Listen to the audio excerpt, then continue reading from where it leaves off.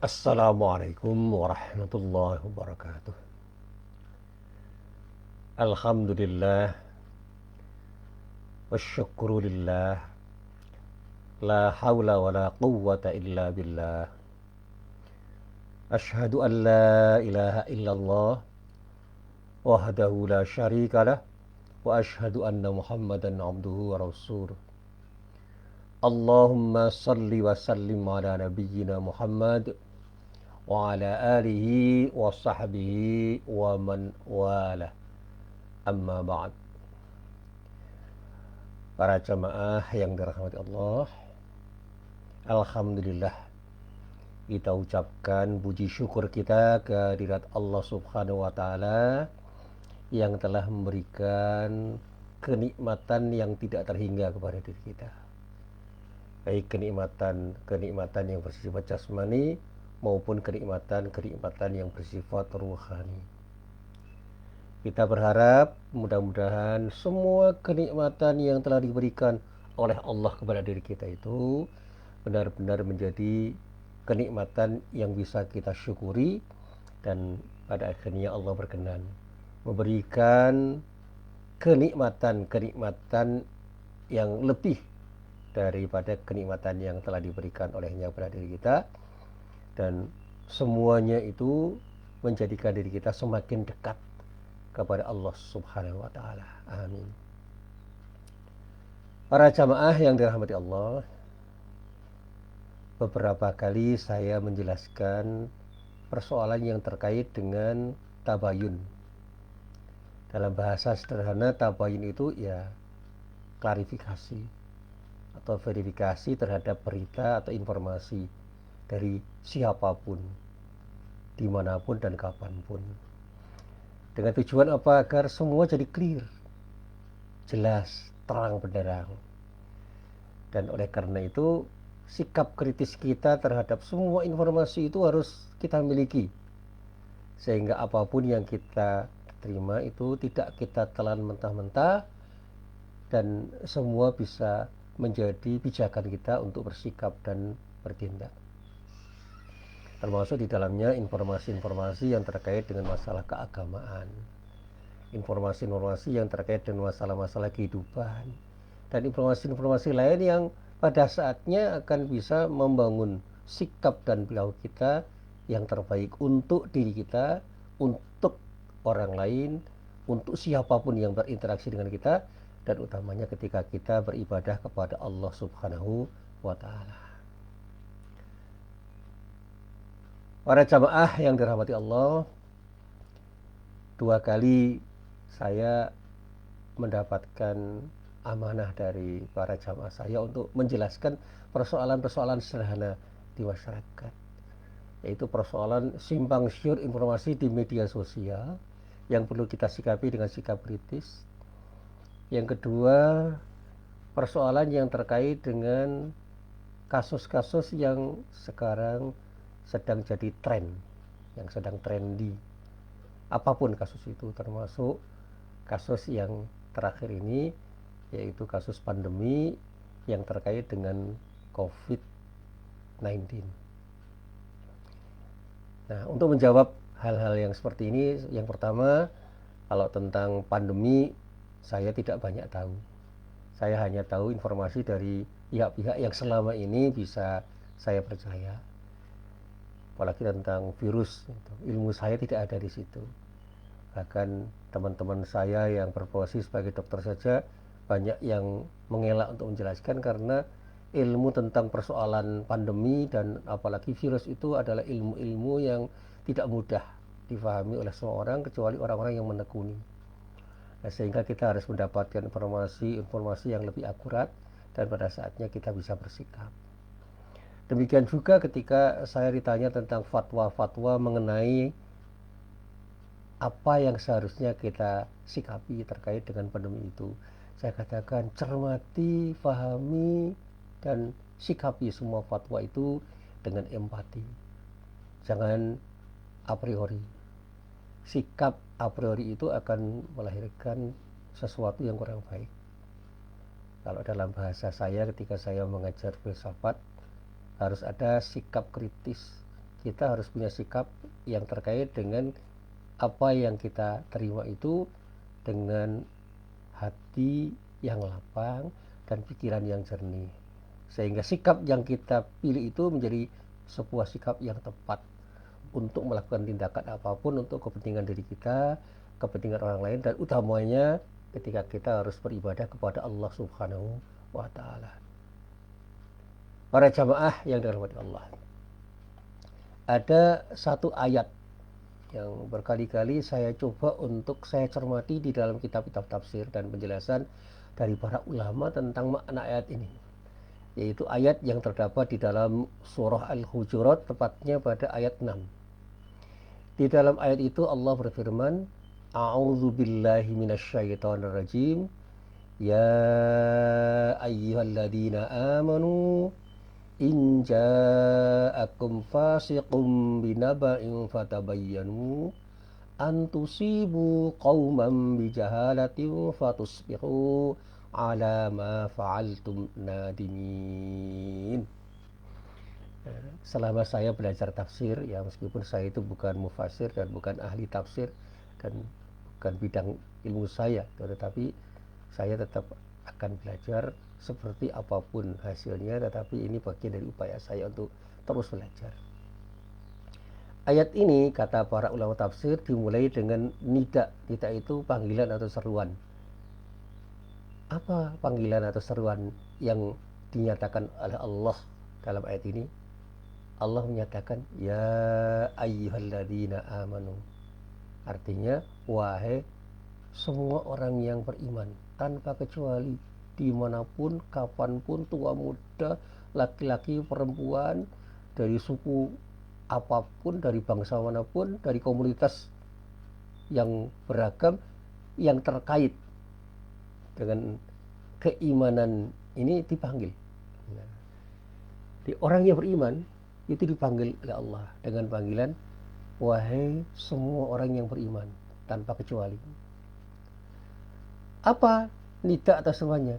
In ja'akum fasiqun, jika datang kepadamu orang fasik. Jadi ini pengandian. Suatu saat jika ada orang fasik datang kepadamu, semuanya, pada orang-orang yang beriman. Siapa orang fasik itu? Kata para pakar tafsir, fasik itu artinya kharijun anit ta'ah. Jadi saya mohon maaf nanti kepada bapak-bapak, ibu-ibu atau saudara-saudara kalian yang lebih mengerti bahasa Arab kalau saya salah diingatkan. Orang yang keluar dari ketaatan. Sehingga orang fasik itu bukan harus orang yang tidak beragama Islam, tapi orang yang mengaku beragama Islam tetapi tidak taat, kurang taat, atau tidak punya konsistensi terhadap keberimanan mereka sebagai seorang muslim, sehingga dia menyalahi aturan. Pada saat itu dia telah melakukan kefasikan. Sehingga fiskun atau kefasikan itu disebut dengan khurujun anit ta'ah, keluarnya orang dari ketaatan. Sehingga ketika saya sebagai orang Islam itu melakukan tindakan menyalahi aturan Allah, dan pada saatnya saya itu kemudian menikmati apa yang saya lakukan itu karena apa yang saya lakukan itu adalah sesuatu yang merupakan kehendak hati saya untuk berbuat seperti itu. Nah, pada saat itulah kefasikan itu ada di dalam diri saya. Saya bukan orang yang disebut kafir karena saya masih percaya terhadap kebenaran yang datang dari Allah, tetapi saya tidak mau melakukan sesuatu yang benar yang berasal dari Allah. Artinya saya menjadi tidak pro syariah dalam kasus tertentu, dalam tindakan tertentu, yang pada saat itu saya bisa disebut menjadi orang yang fasik. Nah, kalau ada orang fasik yang dikatakan di dalam ayat ini membawa satu berita, nah, dikatakan in ja'akum fasikum binaba'in, ketika ada orang fasik yang menyampaikan berita. Naba itu dikatakan sebagai berita yang urgen, yang penting. Kabar ingkang wigatos niku basa Jawinipun. Jadi kabar-kabar widat ingkang wigatos yang penting, yang perlu dicermati, yang perlu difahami, yang mungkin akan bisa menjadi pijakan kita untuk bersikap di dalam kehidupan kita, itu disebut di dalam Quran dengan naba. Sehingga ada surat yang namanya surat An-Naba yang bercerita tentang berita penting yang harus kita ketahui. Sehingga ada kata-kata naba adim. Ada naba yang sudah dikatakan penting, adim lagi, sangat penting, artinya punya nilai kepentingan yang luar biasa. Naba il adim itu tentang kabar penting yang ingin diceritakan oleh Allah di dalam surat An-Naba. Yang kalau kita baca seluruh ayatnya, kita akan mengerti seberapa penting berita itu untuk kita pahami, dan kemudian dari berita penting itu kita bisa mengambil sikap. Nah, di sini tidak dijelaskan apa naba itu, tetapi disebut dengan naba dalam pengertian yang umum. Ya. Semua berita penting yang datang dari orang fasik. Lalu ada kata-kata fatabayyanu, maka periksalah dengan teliti. Kita harus melakukan klarifikasi. Kalau bahasa Jawa, kudu ditanjihki. Benar warai, benar atau tidak, valid atau tidak. Nah, kira-kira begitu. Nah, saya sering mengatakan begini, apapun berita yang datang dari orang-orang yang kita duga berita itu adalah berita yang penting, yang mestinya harus menjadi sesuatu yang akan kita sikapi, ayo kita coba kita klarifikasi, benar apa enggak. Kenapa saya katakan begitu? Karena kita tidak benar-benar tahu yang memberikan informasi itu orang-orang yang betul-betul beriman, yang jujur dengan imannya, atau orang-orang yang mengatakan beriman tetapi tidak jujur dengan imannya. Saya masih ingat betul itu, sebuah hadis yang dinyatakan oleh Rasulullah ketika ditanya oleh sahabat tentang apa yang harus menjadi pilihan hidup ketika kita itu kan ingin selamat. Rasulullah hanya mengatakan dua hal, iman dan istiqamah. Imanun billah tsumma istaqim.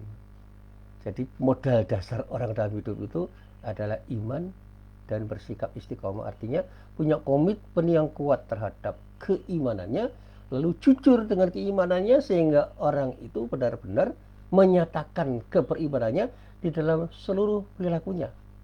Nah, kalau orang-orang yang bersikap istiqomah dengan imannya, ketika menyampaikan berita, insya Allah akan lebih bisa dipercaya.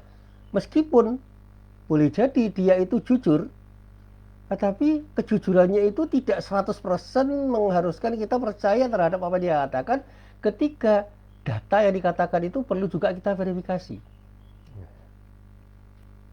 Jadi kalau ada seorang yang terpercaya, dia itu jujur, tapi mendapatkan informasi yang salah, yang dia itu dikelabui oleh orang tentang sesuatu yang salah, sehingga bersikap dengan sikap yang salah dengan informasi yang diyakininya itu. Nah, ini ada cerita, ya, benar apa tidak wallahu a'lam.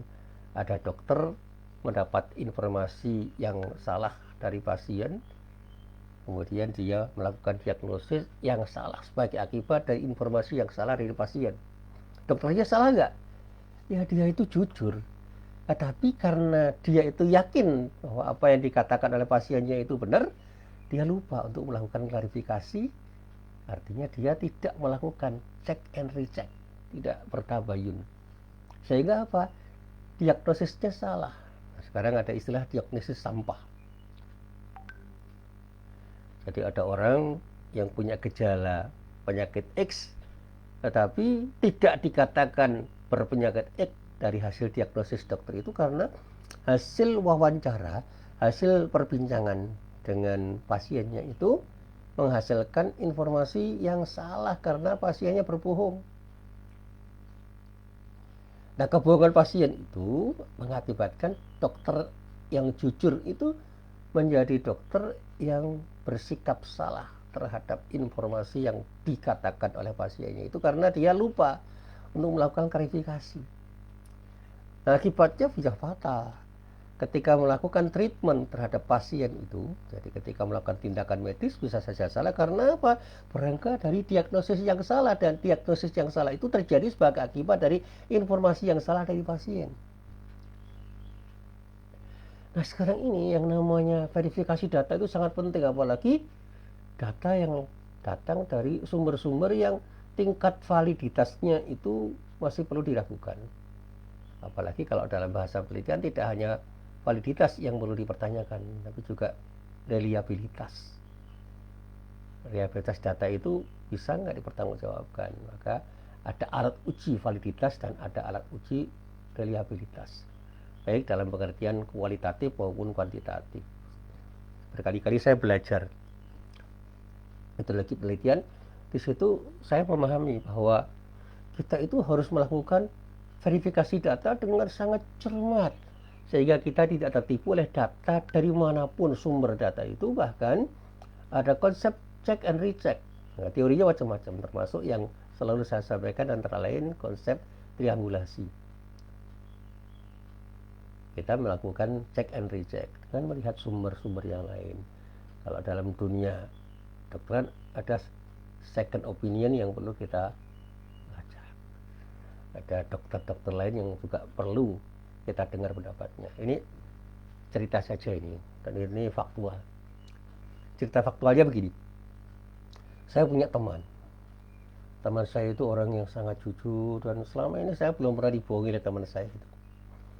Suatu saat dia datang dari sebuah kota besar, nggak usah saya sebutkan, bercerita bahwa anaknya itu di Tenggara mengalami gangguan pada otaknya. Hasil dari diagnosis 6 dokter di kota itu mengatakan bahwa anaknya itu di Tenggara terkena penyakit yang berat di otaknya, yang dalam bahasa medisnya itu disebut kanker otak. Nah, teman saya itu shock, istrinya juga shock. Anak itu baru berumur 8 tahun waktu itu, sudah lama ini ceritanya. Tetapi karena teman saya itu bekerja di sebuah perusahaan asing, dia berdialog dengan salah seorang dokter asing terhadap diagnosis yang disampaikan oleh 6 orang dokter di rumah sakit di kota di mana dia bekerja. Apa saran dokter itu? Ayo lakukan check and recheck dengan mengambil second opinion. Dari mana? Dari dokter di Singapura. Harus gitu? Iya, barangkali ada hasil diagnosis yang berbeda. Betul, berangkat ke Singapura, dan ternyata di sana diminta untuk berada di rumah sakit terkenal di Singapura selama 8 hari. Hasil diagnosisnya itu mengatakan bahwa anak itu tidak terkena kanker otak, tapi terkena penyakit yang diakibatkan oleh kelelahan otak, dan hanya diperlukan istirahat, bed rest namanya, tiduran di rumah sakit di sebuah bed atau di sebuah tempat tidur selama 8 hari. Dan setelah tiduran selama 8 hari dengan perawatan intensif, anak itu dinyatakan sembuh. Dan sampai saat ini anak itu sudah dewasa, bisa sekolah, dan tidak lagi mengalami sakit yang terkait dengan otaknya. Nah, saya bisa membayangkan andai kata pada waktu itu dia percaya terhadap diagnosis para dokter itu dan kemudian melakukan treatment operasi terhadap kanker otaknya, fatal kan? Dan ternyata dia mengatakan, 6 orang dokter ahli pun bisa salah, apalagi yang tidak ahli. Makanya ketika saya ditanya tentang persoalan COVID-19, persoalan pandemi, saya mengelak karena saya tidak ada ilmu di situ. Saya hanya mendapatkan data dari lembaga-lembaga yang selama ini dipercaya orang. Antara lain dari WHO, World Health Organization, dan juga dari pemerintah.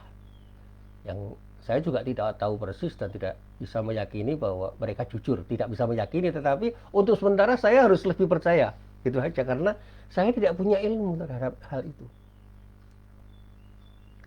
Sampai-sampai ketika saya mendengar penjelasan Dr. Zakir Naik, seorang mubalik dan seorang dokter yang menurut saya sangat jujur dan tawadhu, dia cerdas, dia berwawasan luas dan jujur, dia mengatakan bahwa dia pun tidak banyak tahu tentang COVID, tentang pandemi itu.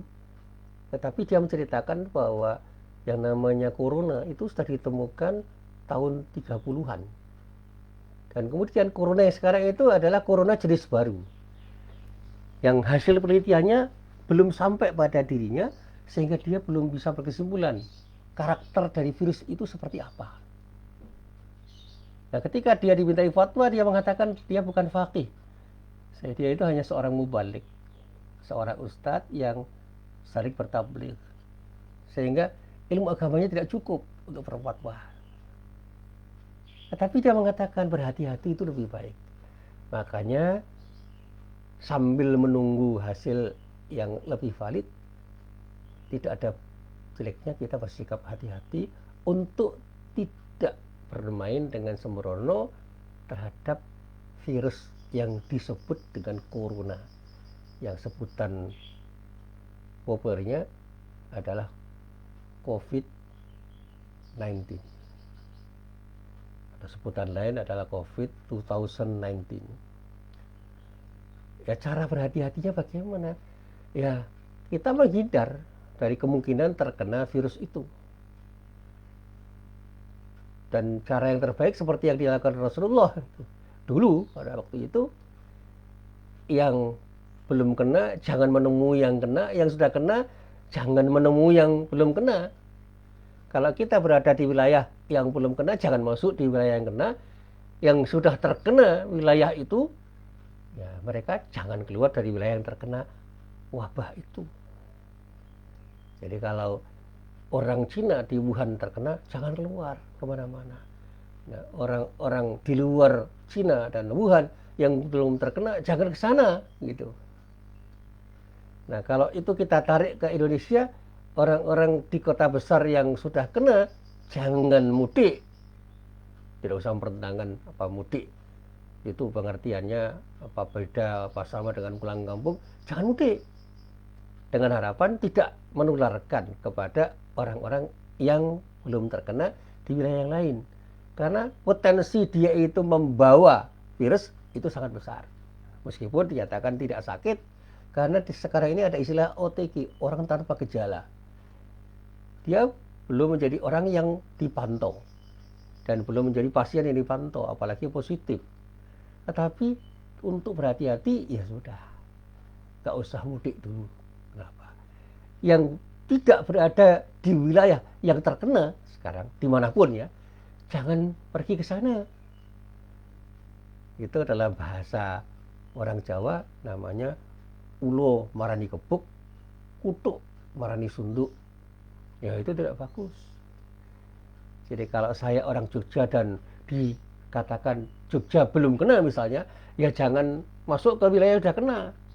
Nah, kalau saya orang Jakarta yang dikatakan sebagai daerah atau wilayah merah, wilayah pandemik misalnya, gitu, ya kita sebagai orang Jakarta nggak usah ke Jogja, itu yang paling mudah.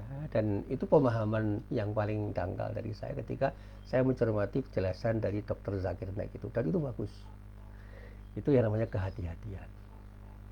Ya, meskipun mudik itu bermaslahat, tetapi juga bermudarat toh. Kalau ternyata nanti pada saatnya mudik itu mengeluarkan penyakit. Kalau dalam bahasa saya, ketika saya belajar kaidah fikih, ada kata-kata darul mafasid muqaddam ala jalbil masalih. Itu artinya kalau dalam bahasa sederhana, ya keinginan untuk meraih sesuatu yang baik itu jangan pernah diutamakan dibandingkan dengan keinginan untuk tidak terkena sesuatu yang bermudarat, yang buruk, yang tidak baik. Jadi kalau kita itu mau ke sana, risikonya itu buruk, tetapi juga ada kemungkinan mendapatkan kebaikan, ya sudah, kita pertimbangkan dulu untuk tidak ke sana supaya tidak mendapatkan keburukan dari kepergian kita. Meskipun ada kemungkinan kita mendapatkan manfaat. Nah, bahkan kalau ada dua kemanfaatan yang berhadapan-hadapan saja kita harus mengambil manfaat yang lebih besar. Dan kalau ada risiko yang berhadapan-hadapan pada satu saat di tempat-tempat, ya kita ambil risiko yang paling kecil. Risiko yang paling kecil itu tidak mudik. Manfaat yang lebih besar itu ya tidak mudik untuk sementara waktu sampai pada batas di mana kita bisa mudik dan dinyatakan aman. Sampai kapan kita itu akan berada di situasi seperti ini?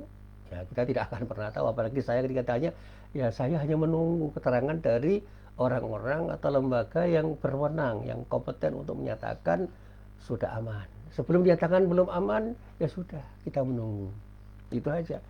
Itu panduan umumnya, dan insya Allah kalau kita menyikapi dengan sikap bijak, itu alhamdulillah, saya katakan alhamdulillah, ya artinya kita mengambil sikap yang tepat. Nah, para jamaah yang dirahmati Allah, saya itu berkali-kali mencoba untuk mengatakan bahwa tabayun itu adalah akhlak yang mulia. Jadi tindakan kita untuk melakukan klarifikasi itu bagian dari akhlak mulia kita, yang kalau kita mengamalkan dengan tepat bisa memberikan kemaslahatan, bukan hanya untuk diri kita tapi juga banyak orang. Sehingga ketika Allah itu berpesan agar kita itu melakukan tabayun, ketika ada berita-berita yang belum bisa kita percaya dari orang-orang yang belum sepenuhnya bisa kita percaya, ya itu adalah sikap yang tepat. Apalagi saat ini, kita akan sangat sulit kok percaya terhadap berita dari manapun itu. Karena saat ini yang selalu saya tulis dan berkali-kali saya tulis, bahkan di media sosial saya tulis, kita ini seringkali menonton atraksi kebohongan yang dikemas dengan kata-kata indah. Sehingga kita bisa terkesima, bahkan bukan tidak mungkin menjadi percaya dan bahkan sangat percaya terhadap para pembohong karena kelihan mereka di dalam mengemas kata-kata. Jadi dunia di seputar kita itu dunia kebohongan. Saya pernah 2 kali menemani Pak Mukhtar Lubis, Allah yarhamnya. Dia menasihati saya, Mas Muhsin, di dunia kita itu banyak orang yang lebih dinyatakan sebagai pembohong dibandingkan orang yang jujur. Kalau kita mau cari orang yang jujur itu seperti mencari jarum di tumpukan jerami, susah. Tapi bukan tidak ada. Dan pembohong-pembohong itu didukung oleh orang-orang yang tidak hanya orang-orang yang ada di samping dirinya, tetapi juga oleh orang-orang yang mendukung kebohongan itu karena punya kepentingan terhadap kebohongan yang dilakukan oleh orang itu. Jadi kalau sebuah kebohongan itu dilakukan oleh orang, dan orang-orang yang ada di sampingnya dan orang-orang yang punya kepentingan terhadap kebohongan itu sudah bermain untuk mendukung kebohongan yang dilakukan oleh orang itu, ya sudah, itu akan menjadi kebohongan kolektif dan lama-lama orang tidak mengerti bahwa itu adalah kebohongan, siapapun orangnya. Jadi kalau maaf saya berbohong, dan kebetulan saya punya teman-teman yang mendukung diri saya itu berbohong, dan saya meyakinkan diri saya bahwa saya itu adalah orang yang benar, orang bisa percaya. Apalagi ketika didukung oleh media massa, termasuk media sosial yang sekarang ini memunculkan buzzer-buzzer yang luar biasa untuk menyatakan bahwa apa yang dikatakan oleh diri saya itu adalah kejujuran yang luar biasa, sehingga saya perlu dipercaya. Nah, ini yang membuat orang bisa terkecoh dan bisa percaya terhadap diri saya, padahal semua saya bohongi.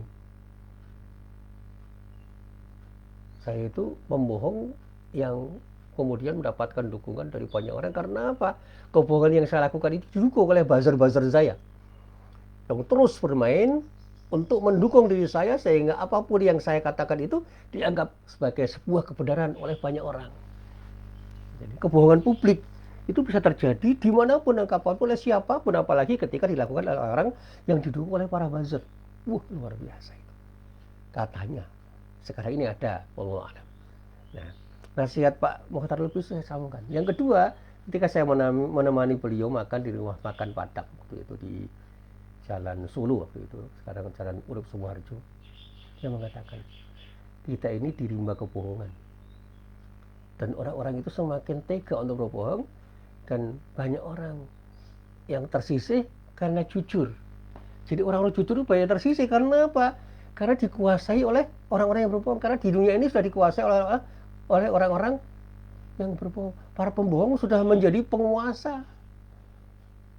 Bahkan intelektual pun bisa menjadi pembohong. Dia mengatakan ada yang intelektual yang maaf itu dikatakan pelacurkan diri untuk menjadi pembohong. Itu pengkhianatan yang luar biasa. Intelektual berbohong. Kalau Imam Ghazali dulu pernah menyebut ulama su, itu bukan untuk memfitnah orang, tetapi di Tenggara ulama pun bisa terkena virus kebohongan itu yang jauh lebih berbahaya dari virus yang sekarang ini disebut COVID-19. Karena pada saatnya akan ada kebohongan kolektif yang terus terjadi sebagai akibat dari kebohongan yang dilakukan orang-orang yang dipercaya oleh banyak orang. Jadi muncullah intelektual pembohong dan ulama-ulama pembohong atas nama kebenaran yang seolah-olah disampaikan dengan kepentingan-kepentingan yang sebenarnya tidak seharusnya dibawa oleh mereka. Naudzubillah min dzalik. Tetapi kita jangan kemudian menuduh semua intelektual itu pembohong, semua orang itu bohong, itu naif. Insya Allah masih banyak intelektual yang jujur, masih banyak ulama yang jujur, dan kita ya harus husnudzon lah. Tapi sekali lagi, sikap kritis kita terhadap semua informasi itu harus ada di dalam diri kita, harus kita miliki. Saya banyak belajar filsafat dulu, tapi sekarang sudah banyak tidak saya baca. Tapi berkali-kali saya itu mencermati kajian filsafat, saya mulai banyak ngerti apa yang namanya pemikiran kritis itu memang harus dimiliki oleh setiap orang. Jadi kita harus jujur terhadap apa yang kita katakan, karena di dalam diri kita itu ada hati nurani. Dan seorang intelektual itu tidak hanya orang yang cerdas atau pintar, tapi orang yang punya kejujuran dan punya komitmen untuk mengatakan yang benar itu benar dan yang salah itu salah. Ini persoalan moralitas. Makanya di dalam ilmu hadis, seorang periwayat hadis itu tidak hanya dibutuhkan intelektualitasnya. Dia di samping harus dhabit juga harus adil. Dhabit itu terkait dengan persoalan intelektualitas, adil itu terkait dengan persoalan moralitas. Sedobit apapun, sepintar apapun seorang periwayat hadis itu, dia tidak akan bisa dipercaya ketika muru'ahnya hilang, ketika moralitasnya itu tidak bisa dipakai sebagai standar atau pijakan untuk dipercaya. Jadi kalau seorang periwayat hadis itu sudah pernah sekali saja berbohong, itu sudah sulit dipercaya orang. Apalagi kalau dia itu sudah terkenal sebagai pembohong, nah hadisnya sudah gugur itu. Jadi banyak hadis-hadis palsu, banyak hadis-hadis mungkar, ya, hadis maudhu, hadis mungkar yang beredar di masyarakat, bukan karena periwayatnya itu tidak pintar, tidak, karena moralitasnya itu sudah dianggap sudah tidak standar lagi, dia tidak adil. Jadi jangan 100% percaya pada orang-orang cerdas dan pintar. Kira-kira mereka itu secara moral layak enggak untuk dipercaya? Dan standarnya memang macam-macam ya. Tapi kalau kita itu bicara sekarang, bukan hanya persoalan itu, saya katakan mungkin secara pribadi dia itu punya akhlak yang luar biasa, punya akhlak mahmudah lah gitu, akhlak terpuji, intelektualitasnya juga tidak diragukan lagi. Tetapi dia mendapatkan data yang salah, atau kalau sekarang itu disebut data sampah, yang datang dari orang atau lembaga-lembaga yang membohongi dirinya karena datanya tidak valid dan tidak reliable, lalu data itu dijadikan sebagai pijakan untuk mengatakan sesuatu, ya, berpendapat. Bahkan sekarang ini kan orang bicara tentang jurnal. Kalau jurnal itu sudah masuk atau terindeks dengan kualifikasi tertentu di lembaga tertentu, itu sudah dianggap sebagai sesuatu yang valid dan reliable. Nah, itu sikap yang salah. Sudah terindeks oleh siapapun dan dimanapun, itu tidak bisa 100% bisa dipercaya, karena semua harus diverifikasi, harus diuji ulang. Bahkan hasil penelitian lapangan yang secermat apapun itu masih memungkinkan salah kok. Saya punya teman dari orang-orang eksakta yang sudah sedemikian rupa menjadi peneliti, dia mengatakan tidak ada hasil penelitian yang 100% benar Pak Musin.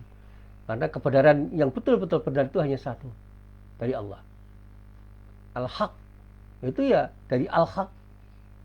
Jadi kebenaran yang benar-benar benar itu hanya datang dari yang maha benar, yaitu Allah. Yang datang dari manusia itu mungkin salah, sekecil apapun ya kesalahannya itu. Maka jangan pernah kita itu merasa hebat hanya karena kita sudah berpendapat dengan ilmu kita yang kita anggap lebih hebat daripada orang lain. Apalagi kalau kita sudah berpendapat secara kolektif. Ijtihad jama'il ini pasti benar loh ini. Yang fardi harus lebih dikatakan salah. Pokoknya yang fardi harus salah, yang jama'il harus benar. Itu kesombongan. Nggak boleh. Sikap kita sebagai intelektual nggak boleh begitu.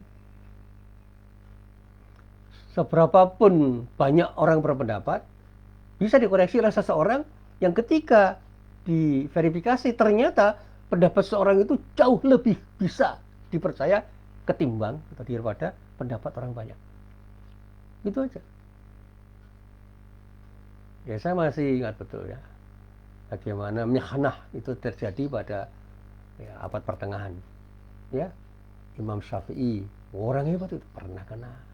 Imam Abu Hanifah pernah kena, Imam An-Nawawi pernah kena, Imam Malik pernah kena, dan banyak ulama besar itu pernah kena mihnah. Ada akuisisi,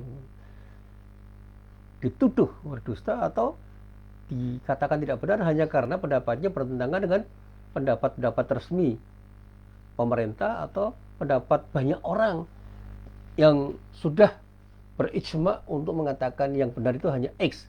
Yang di luar itu harus dikatakan tidak benar.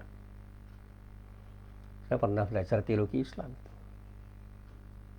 Ketika teologi Jabariyah itu berkuasa, yang Qadariyah tersisih. Ketika teologi Qadariyah berkuasa, yang Jabariyah tersisih. Demikian juga dulu ketika berkembang teologi Mu'tazilah dan Asy'ariyah, begitu teologi Mu'tazilah berkuasa dan masuk istana, yang Asy'ariyah tersisih. Sebaliknya ketika teologi Asy'ariyah berkuasa dan menguasai pemerintahan dan pemerintah berpihak pada teologi Asy'ariyah, yang Mu'tazilah tersisih dan proses akuisisinya atau mihnahnya wah, luar biasa. Yang Mu'tazilah bahkan bisa dibunuh.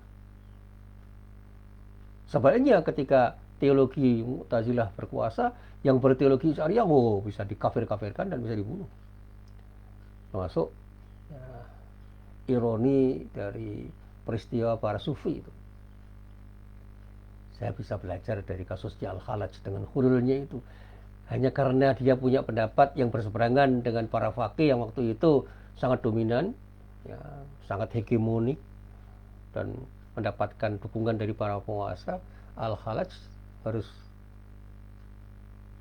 meninggal, harus rela untuk dihukum mati hanya karena pendapatnya. Ya, gagasan hulul itu kan kemudian mengakibatkan Al-Khalaj dihukum mati. Ya, cerita tentang Al-Khalaj kala itu nanti itu cerita lain. Dulu saya pernah belajar tasawuf dan mengajar tasawuf. Ya. Ketika Al-Khalaj mengatakan Anal Haq, wah itu luar biasa. Anal Haq itu berarti saya adalah Tuhan. Ketika ditanya, Al-Khalaj menjelaskan, Ma'anal haq, saya bukan Tuhan. Balana haqqun, fafarriq bainana. Tapi saya itu adalah kebenaran yang menjadi bagian dari kebenaran Tuhan.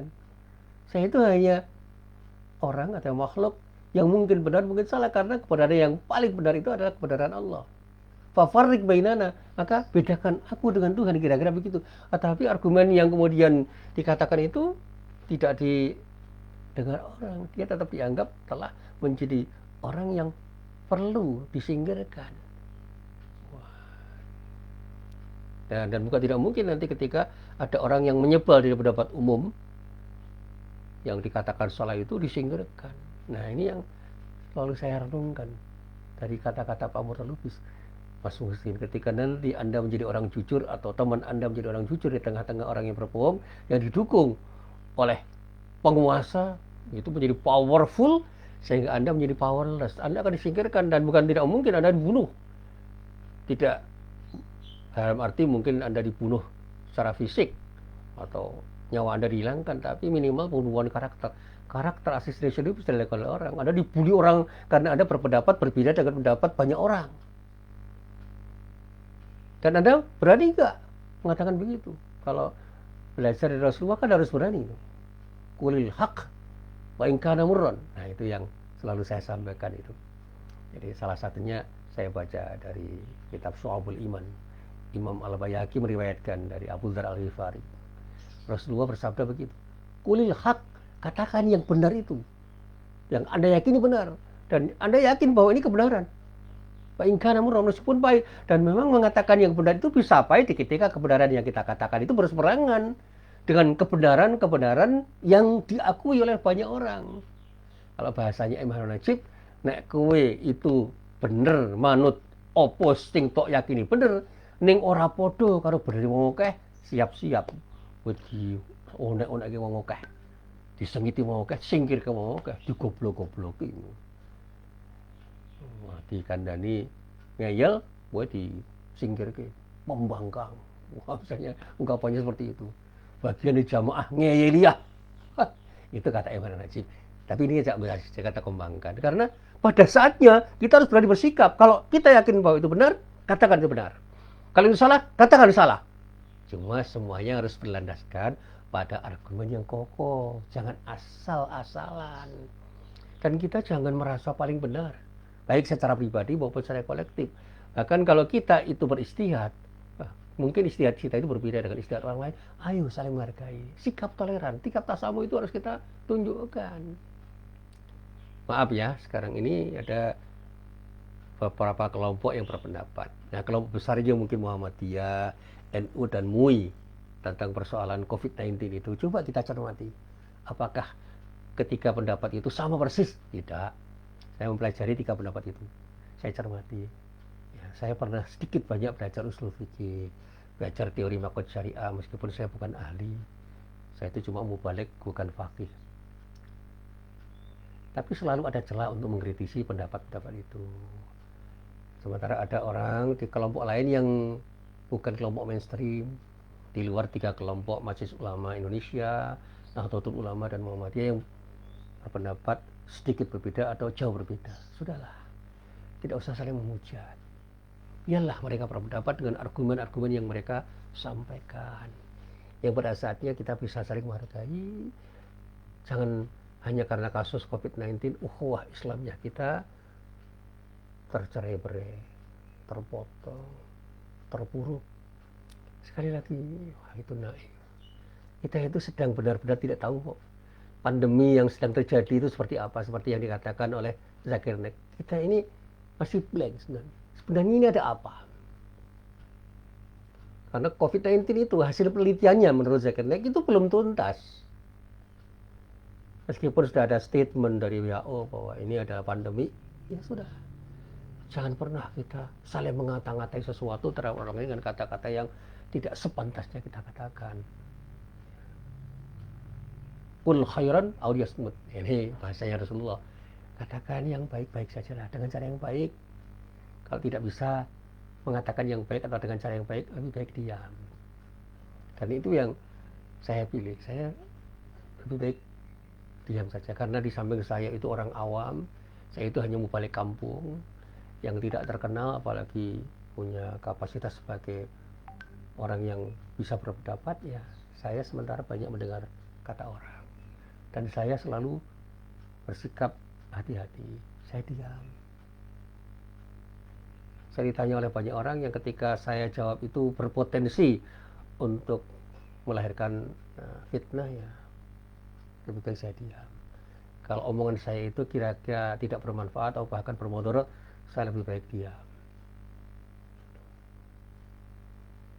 Dan sampai saat ini saya banyak diam karena memang saya tidak banyak tahu tentang sesuatu yang ditanyakan orang itu untuk menjawabnya dengan baik dan benar. Apalagi saya tidak punya ilmu tentang itu, saya lebih baik diam. Saya itu orang yang sedang belajar usul fikih, sedang belajar tafsir, sedang belajar hadis. bukan pakar, dan oleh karena itu saya mencoba untuk tidak banyak berbicara tentang sesuatu yang pasti saya pelajari.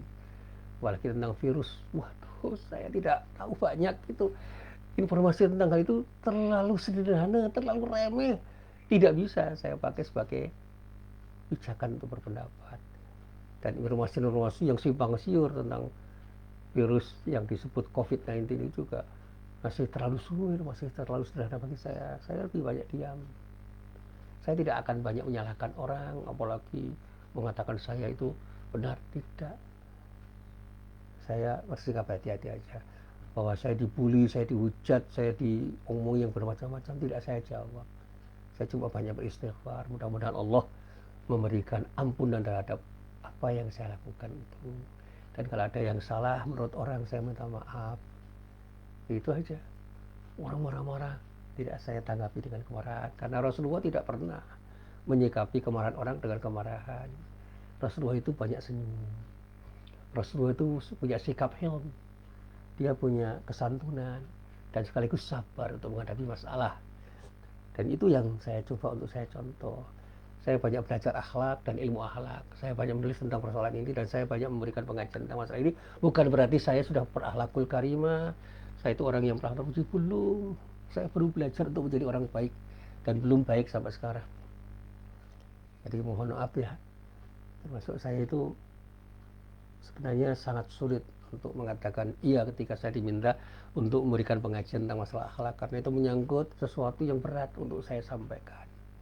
Tapi karena saya dipaksa untuk menyampaikan, ya sudah, apa yang saya pelajari saya sampaikan sambil belajar untuk memahami apa yang saya sampaikan dan belajar untuk mengamalkan sesuatu yang menurut saya patut diamalkan. Itu aja. Nah, para jamaah yang dirahmati Allah, para pembohong itu seringkali berbohong tidak hanya dengan kata-kata mereka. Para pembohong itu sebegitu piawai menampilkan data fiktif, manipulatif untuk mengesankan dan menegaskan kebenaran atas kebohongan mereka. Akhirnya apa? Banyak orang yang terkecoh dengan sejumlah kebohongan yang mereka lakukan. Akhirnya apa? Bisa jadi yang salah pun terkesan benar, sementara yang benar terkesan salah. Saya mengutip apa yang dikatakan oleh Said Sabiq, seorang ulama besar, dalam bukunya Islamuna, ini orang Mesir, yang menegaskan bahwa iman dan kebiasaan berbohong itu tidak bisa berkumpul dalam hati seorang yang beriman. Saya sepakat 100%. Rasulullah SAW berwasiat agar umat Islam memiliki sifat jujur dan menjauhi kebohongan. Sebab Islam, kata Said Sabiq, tidak akan tumbuh dan berdiri kokoh dalam pribadi orang yang tidak jujur. Kalau kita pernah membaca sejarah pribadi besar Nabi Muhammad SAW selama kurang lebih 40 tahun lah, beliau menjadi pribadi yang jujur hingga digelari Al-Amin, orang yang bisa dipercaya, baru kemudian diangkat menjadi utusan Allah untuk mengajarkan Islam pada umatnya. Ini luar biasa. Ya. Jadi dari masa bayi sampai dia diangkat menjadi seorang yang harus menjadi panutan, ya, seorang nabi, dan pada saatnya risalah kenabian itu harus disampaikan sehingga dia berprofesi sebagai orang yang menyampaikan risalah itu sehingga disebut Rasul. Itu kan perlu waktu.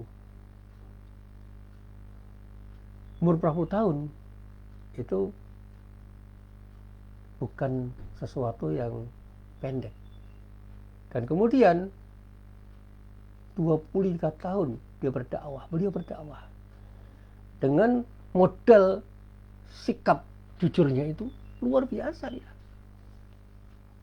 Luar biasa. Sehingga kalau orang itu sudah jujur, untuk menjadi orang yang bersikap amanah itu tinggal jalan. Sehingga Al-Amin, orang yang dipercaya, itu karena sidiknya dia menjadi orang yang bersikap amanah.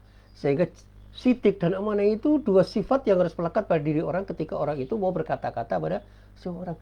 Tapi di samping orang itu jujur dan bisa dipercaya, tolong, dua sifat Nabi itu juga harus dicermati. Fatonah dan tablik. Fatonah itu kecerdasan. Intelektualitas Nabi itu di atas rata-rata. Kemampuan intelektual Nabi itu di atas rata-rata. Dia tidak sekolah secara formal, tapi dia betul-betul orang yang cerdas. Dan kemampuan dia untuk menyampaikan apa yang dia sampaikan kepada orang lain itu luar biasa. Makanya ada sifat tabligh. Sebagai mubaligh, luar biasa dia. Kemampuannya untuk berkomunikasi itu luar biasa, sehingga komunikasinya sangat efektif. Dan itulah yang menjadikan Nabi Muhammad SAW itu menjadi orang yang dianggap luar biasa oleh banyak orang, termasuk orang-orang non-muslim, yang menempatkan beliau itu pada posisi yang penting pada perubahan sosial yang terjadi di dunia ini. Sebagai seorang leader, dia menjadi top leader. Dan itu pengakuan orang non-muslim. Karena hasil pencermatan orang terhadap diri Nabi Muhammad itu luar biasa. Dan awal dari sebuah keberhasilan itu ditengarai karena dia punya sikap sidik. Sehingga amanahnya itu akan muncul sebagai akibat dari sidiknya itu. Kebetulan dia adalah orang yang cerdas dan punya kemampuan berkomunikasi dengan baik. Nah, berkaitan dengan masalah kejujuran dan kebohongan itu, ada sabda Rasulullah yang selalu saya sampaikan. Begini, Rasulullah itu pernah bersabda dengan kata-kata yang indah. Alaikum bisidqi, fa inna sidqa yahdi ilal bir, wa innal birra yahdi ilal jannah.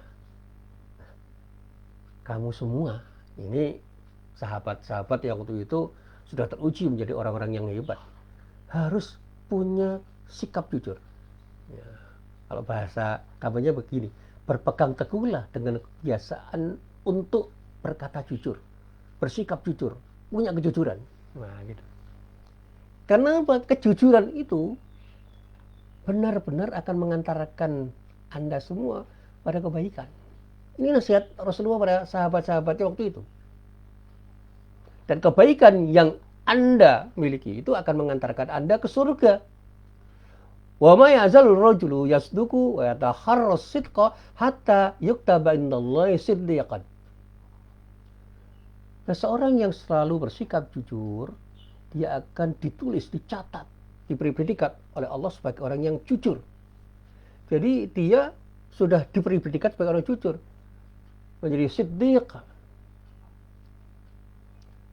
Nah, sebaliknya Rasulullah mengatakan, wa iyyakum wal kadhiba fa innal kadhiba yahdi ilal fujur wa innal fujura yahdi ilan nar. Dan jauhilah kebohongan, apapun kebohongan itu. Karena sesungguhnya kebohongan itu bisa mengantarkan Anda pada kejahatan, dan kejahatan yang Anda miliki, yang Anda lakukan, itu bisa mengantarkan Anda semua ke neraka. Luar biasa peringatannya. Selanjutnya dilengkapi oleh Rasulullah. Wa ma yazalul abdu yakdzibu wa yataharral kadziba hatta yuktaba indallahi kadzaban. Seseorang yang biasa berbohong akan dicatat, akan ditulis, akan ditetapkan, akan dicap, akan diberi predikat oleh Allah sebagai pembohong. Kalau kita sudah dicap sebagai pembohong, wah ya sudah, apa boleh buat? Maaf, kalau di masyarakat itu ketika orang sudah dicap sebagai pembohong, diberi predikat pembohong, ya sudah, kehilangan trust, mengalami distrust, nggak dipercaya orang. Tapi ketika orang itu sudah dicap sebagai orang yang jujur, dia akan dipercaya orang. Modalnya kejujuran. Itu yang akan membuat kita akan mengalami high trust.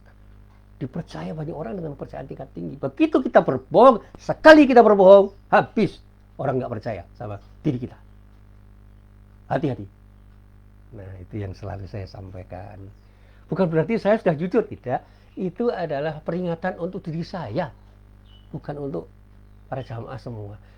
Jadi kalau para jamaah mendengar dan mencermati, monggo, saya persilakan. Karena saya yakin saya itu sampai detik ini masih belajar untuk menjadi orang jujur, masih belajar dan belum menjadi orang jujur. Jujur pada diri sendiri, apalagi jujur pada Allah. Padahal Allah itu tahu bahwa saya tidak jujur. Nah, itu yang perlu saya sampaikan. Yuk, kita belajar jadi orang jujur, jangan pernah belajar untuk menjadi pembohong. Sebab setiap kebohongan itu harus melahirkan kebohongan-kebohongan lanjutan untuk menutupi kebohongan yang pernah kita lakukan. Jadi seorang pemimpin yang berbohong selamanya akan jadi pembohong, karena apa? Dia akan selalu menutupi kebohongan-kebohongan yang pernah dia lakukan. Tapi orang jujur nggak pernah dia itu khawatir. Karena apa? Dari kejujuran yang dia katakan, yang dia sampaikan, yang dia sikapi itu, dia akan mengalir untuk menjadi orang yang jujur dan tidak perlu dia menutupi apa yang dia katakan, dia nyatakan. Dan bergaul dengan orang jujur itu enak. Seperti ketika kita bermain komputer, itu di layar itu ada tulisan WYSIWYG, W, Y, kemudian S, what you see, kemudian ada W lagi, kemudian ada Y, kemudian ada G, what you get. What you see is what you get. Apa yang Anda lihat di layar itu ketika Anda print out, itu persis dengan apa yang Anda lihat. Nah, itu membuat kita tidak kecewa. Nah, sekali lagi, bohong dengan perkataan atau bohong dengan perbuatan itu merupakan tanda kemunafikan. Itu menurut Nabi. Sebagaimana Rasulullah mengatakan, ayatul munafiqi salatun, idza haddatsa kadzaba, wa idza wa'ada akhlafa, wa idza tumina khana. Indikator kemunafikan, kalau kita bicara orang munafik itu, menurut Rasulullah itu ada 3. Ini salah satu hadis yang lain ada tambahannya. Ketika orang itu berbicara, ia cenderung berbohong. Ketika orang itu berjanji, cenderung menyalahi janjinya. Dan ketika orang itu betul-betul dipercaya, cenderung berkhianat. Ketika kita berbicara kok cenderung berbohong, ketika kita itu berjanji kok cenderung ingin menyalahi, kalau dipercaya kok cenderung berkhianat, itu artinya ada indikator kemunafikan pada diri kita. Nauzubillah min dzalik. Ya. Para jamaah nanti bisa melacak hadis ini.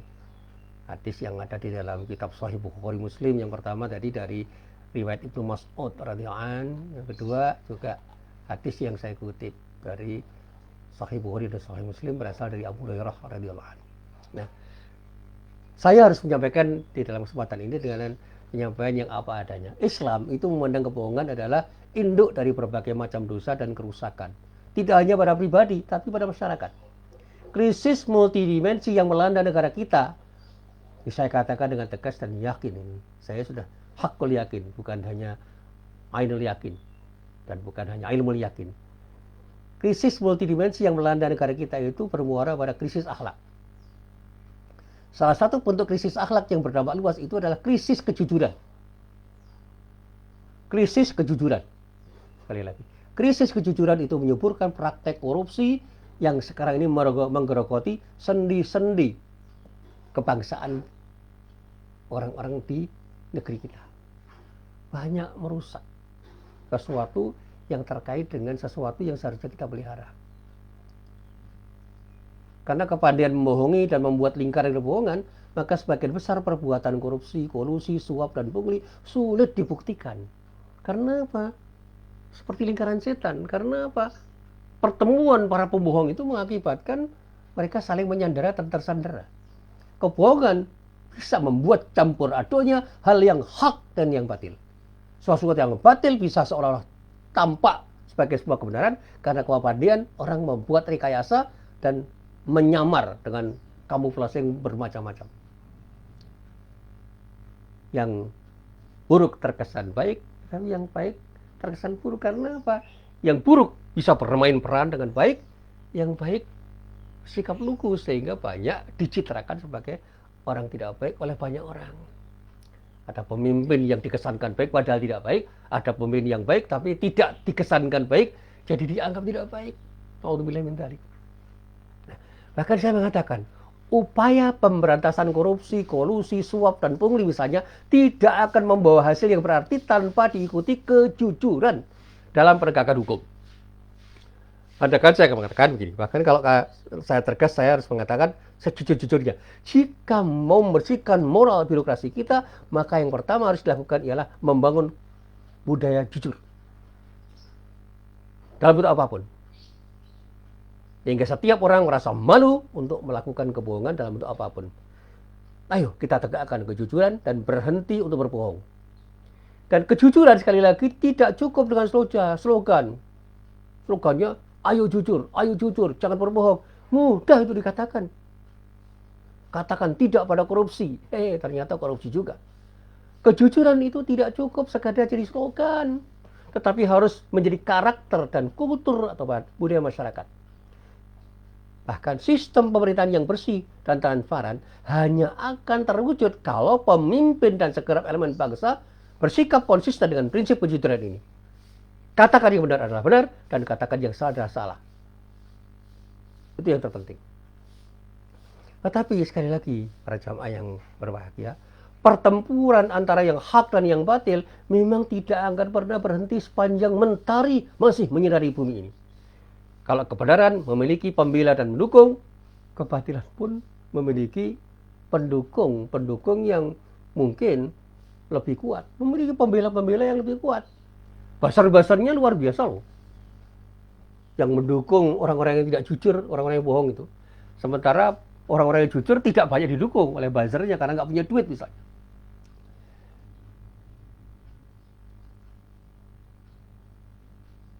Kita bisa melacak nanti pada surat An-Nisa ayat 76 misalnya.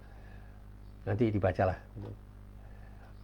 Bahkan bisa jadi pendukung kebatilan itu bisa lebih agresif, lebih proaktif dalam menyuarakan dan menampilkan kebatilan dengan kemasan yang indah sehingga orang terkecoh. Mereka rela melakukan berbagai manuver dan aksi serta mengeluarkan dana besar untuk menghalangi manusia dari sana Allah. Sebagaimana firman Allah yang nanti bisa kita lacak pada surat Al-Anfal ayat 36. Di dalam ayat itu Allah menyatakan, A'udzubillahi minasyaitonirrajim. Innal ladzina kafaru yunfiquna amwalahum liyasuddu an sabilillah. Fasa yunfiqunaha thumma takunu alaihim hasratan thumma yughlabun walladzina kafaru ila jahannama yuhsyarun. Sesungguhnya orang-orang kafir itu menafkahkan harta mereka untuk apa? Untuk menghalangi orang-orang dari jalan Allah. Mereka akan menafkahkan harta itu kemudian menjadi sesalan bagi mereka dan mereka akan dikalahkan dan ke dalam neraka jahanam lah orang-orang kafir itu akan dikumpulkan oleh Allah. Jadi kalau sekarang ini banyak orang yang menghalangi orang-orang yang mau berjalan di jalan Allah, itu sudah ditengarai oleh Allah seperti itu karakternya.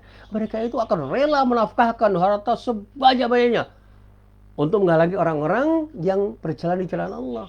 Meskipun kemudian nanti akhirnya mereka menyesal karena Allah akan menghadap mereka. Mereka akan dikalahkan oleh siapa? Oleh Allah dengan caranya.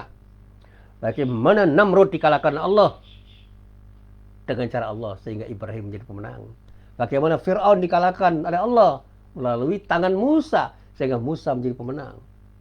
Dan bagaimana orang-orang kuat di Jazirah Arab dikalahkan oleh seorang Muhammad yang dibela oleh Allah, dipandu oleh Allah, diarahkan oleh Allah, mendapatkan pertolongan Allah. Bi'aunillah. Sebagai akibat dari pertolongan Allah, beliau menjadi pemenang. Dan kalau kita itu belajar dari sirah para rasul, mereka menjadi pemenang karena pertolongan Allah. Dan bahkan kita harus yakin dengan pertolongan Allah, insya Allah kita akan jadi pemenang. Ikuti syariat Allah, kita jalankan dengan sikap konsisten. Iman kita tumbuh suburkan dalam diri kita, kemudian bersikap istiqomah dengan iman yang kita miliki. Insya Allah kita akan jadi pemenang. Bahkan dulu pernah saya sampaikan, khair umat yang terbaik itu akan bisa terjadi pada orang-orang yang beriman dan beramal soleh dengan amalan-amalan yang standar dan punya kesediaan untuk beramar ma'ruf nahi mungkar. Jadi kesalehan itu pembuktian kan dalam keimanan seorang, dan salah satu bentuk keberimanan seorang itu harus dibuktikan dengan tindakan beramar ma'ruf nahi mungkar secara konsisten dimanapun, kapanpun, kepada siapapun dalam persoalan apapun. Nah, orang-orang yang disebut di dalam surah Al-Anfal, itu orang-orang kafir, itu di dalam kajian keislaman disebut sebagai Hizbus Syaiton, komunitas setan. Orang-orang yang menjadi bala tentara setan, yaitu kelompok manusia yang terus menebarkan virus kemaksiatan dan kemungkaran ke tengah-tengah umat dengan berbagai macam logika yang sangat indah dan memutarbalikan fakta, Sebagaimana kalau nanti kita baca di dalam Al-Quran, bisa kita baca di dalam surat Al-A'raf ayat 21 sampai ayat 22, dikatakan di dalam ayat itu, wa qasamahuma inni lakuma laminan nasihin fadallahuma bighurur falamma dhaqash syajarata badat lahuma sawatuhuma wa tafiqa yakhsifani alaihima min waraqil jannah wa nadahuma rabbuhuma alam anhakuma an tilkuma syajarati wa aqul lakuma inna syaitana lakuma aduwwum mubin. Dan dia, maksudnya setan, itu bersumpah pada siapa? Pada keduanya. Ini nanti di dalam kitab tafsir bisa kita baca itu. Jadi kalau kita belajar tentang cerita Adam dan Hawa, ini kita semakin paham. Dan dia setan bersumpah kepada keduanya. Nah, di dalam kitab tafsir maksudnya Adam dan Hawa. Sesungguhnya saya adalah termasuk orang yang beri nasihat kepada kamu berdua. Maka setan mengujuk keduanya untuk makan buah yang terkenal dalam kitab tafsir dengan buah khuldi. Dengan tipu daya setan itu yang luar biasa. Dan sekarang setan juga bermain dengan tipu daya yang luar biasa loh. Tatkala keduanya telah merasakan buah itu, tampaklah bagi keduanya aurat-auratnya dan mulailah keduanya menutupinya dengan daun-daun surga. Kemudian Tuhan mereka menyuruh mereka, bukankah aku telah melarang dirimu berdua untuk mendekati pohon itu? Dan aku katakan kepadamu, sesungguhnya setan itu adalah musuh yang nyata bagi kamu berdua. Setan itu musuh Adam dan Hawa. Kita itu anak turun Adam loh. Artinya kita ini punya musuh abadi namanya setan. Dan setan itu bisa bermetamorfosa dengan sangat luar biasa. Kalau dulu iblis itu membujuk hanya dengan buah khuldi, sekarang buah khuldinya sudah menjelma menjadi bermacam-macam. Ya jabatan, ya uang, ya perempuan, ya janji-janji apapun. Ya, termasuk mobil, rumah mewah. Dengan iming-iming yang luar biasa dan membuat orang bisa terbengkelai menjadi orang yang terburuk karena bujuk rayu setan. Sekarang kalau kita mau jujur ya, praktek kemaksiatan dan perilaku asusila yang sedemikian masif oleh para pendukung kebatilan, yang dilakukan oleh para pendukung kebatilan, sudah menjalar ke berbagai pelosok negeri ini. Sejumlah pihak berkolaborasi menumbuh suburkan budaya yang sangat bertentangan dengan nilai-nilai moral dan agama. Akibatnya apa? Banyak orang yang menjadi korban, mulai dari anak-anak muda belia hingga tua renta menjadi korban dari praktek kemaksiatan yang dilakukan orang-orang yang memang menjadi pendukung kebatilan yang di dalam istilah para ulama disebut sebagai hizbus syaitan. Kita rujuk misalnya, tingginya angka prostitusi, perkosaan, hubungan di luar nikah, pelecehan seksual itu menunjukkan hal itu. Akan saya membaca sebuah riwayat, suatu saat ketika Umar bin Khattab radhiyallahu anhu menyatakan suatu bangsa nyaris hancur padahal ia kaya, ia makmur. Kapan itu terjadi? Tanya seorang di antara orang yang mendengar kata-kata Umar bin Khattab itu. Umar menjawab, ketika perbuatan keji, perbuatan yang disebut fahisyah sudah merajalela. Jawab Umar bin Khattab radhiyallahu anhu. Jadi ketika perzinaan misalnya sudah menjadi sesuatu yang dianggap biasa dan merajalela, ya sudah, pada diri sah. Ketindakan asusila sudah merajalela, nah sudah. Bahkan kalau kita kembangkan ya tindakan kemaksiatan apapun ketika sudah didukung oleh sistem dan budaya yang memang melindungi mereka, ya sudah, pada diri sah. Ya, tentu saja kita tidak akan pernah menginginkan bangsa ini hancur. Tapi kalau kita mau bertanya, lalu apa yang seharusnya kita lakukan? Kita sebagai pribadi, seorang yang beriman itu tidak boleh berputus asa dan berpangku tangan ketika melihat kondisi seperti itu. Ketika kita melihat kemungkaran kan harus berbuat sesuatu. Minimal hati kita nggak setuju. Kalau bisa dengan kata-kata, lisan kita harus kita gunakan. Kalau bisa dengan tindakan, ayo lakukan tindakan langsung untuk mengubah sesuatu yang buruk itu menjadi baik. Di dalam surah Yusuf ayat 87 Allah berfirman, ya bani yadhabu fatahassasu min yusufa wahi wala tayasu min rahillah innahu la yayasu min rahillah illal qaumul kafirun. Ini cerita tentang Yusuf dan bapaknya itu. Hei anak-anakku, pergilah kamu, maka carilah berita tentang Yusuf dan saudaranya, dan jangan kamu berputus asa dari rahmat Allah. Sesungguhnya tiada berputus asa dari rahmat Allah selain orang-orang yang kafir. Jadi sekali lagi, seorang yang beriman tidak boleh apatis melihat kondisi yang sekarang terjadi. Sebagaimana sabda Rasulullah, "Man jahadakum biyadihi fahuwa mu'min, wa man jahadahum bilisani fahuwa mu'min, wa man jahadahum biqalbihi fahuwa mu'min. Laisa wara'a dzalika minal imani mithqalu habbatin min khardal." Siapapun yang mau berjuang dengan tangannya, artinya dengan kekuasaan dan kekuatan yang dia miliki, dia adalah orang yang beriman. Siapapun yang berjuang dengan lisannya, dia adalah orang yang beriman. Siapapun yang berjuang dengan kalbunya, dengan qalb, dengan hatinya, dia mukmin. Tidak ada lagi iman sudah itu, meskipun hanya seberat biji sawi. Kalau hati orang itu sudah tidak berpihak pada kebenaran dan berpihak pada kebatilan, lisannya peku, lisannya teluh, seperti kancil pilak ketika melihat kemungkaran. Dan apalagi ketika dia punya power, tidak bisa menggunakan powernya untuk nahi mungkar, jangan mengaku sebagai orang beriman. Kalau kita mau serius. Nah, hanya saja perjuangan membela kebenaran itu memang tidak ringan, tetapi harus kita lakukan dengan penuh sikap bijak. Dengan sikap bijak kita sesuai dengan apa yang dicontohkan oleh Rasulullah Nabi Muhammad SAW. Jadi kita harus punya keberanian, tetapi jangan nekat. Syaja'ah, keberanian itu tidak harus dilakukan dengan nekat, tetapi penuh dengan sikap bijak. Ada hikmah dalam bahasa dakwah. Harus dilakukan dengan cara yang proporsional, cara yang tepat. Sehingga para jamaah yang berbahagia, di ketika akrobat kebohongan yang selalu saya tulis di tulisan saya, yang telah menjadi komoditas bangsa ini, saatnya kita harus berhati-hati untuk melakukan tabayun, klarifikasi atas semua informasi yang kita terima, sehingga kita tidak terjebak pada pembenaran atas sesuatu yang salah, atau sebaliknya menyalahkan sesuatu yang benar. Dan pada saatnya kalau kita itu tidak hati-hati, kita bisa terjebak pada fitnah. Na'udzubillah min dzalik. Nah, inilah apa yang bisa saya sampaikan pada kesempatan pagi hari ini. Saya mohon maaf andai kata apa yang saya sampaikan itu salah, kurang tepat, kurang sopan, kurang pada tempatnya. Saya tidak pernah punya kesajaan untuk melakukan sesuatu yang tidak baik. Saya mohon maaf. Astagfirullahaladzim. Tetapi andai kata ini benar, tolong dengarkan apa yang benar, meskipun datang dari mulut orang yang tidak punya makna apapun pada diri Anda.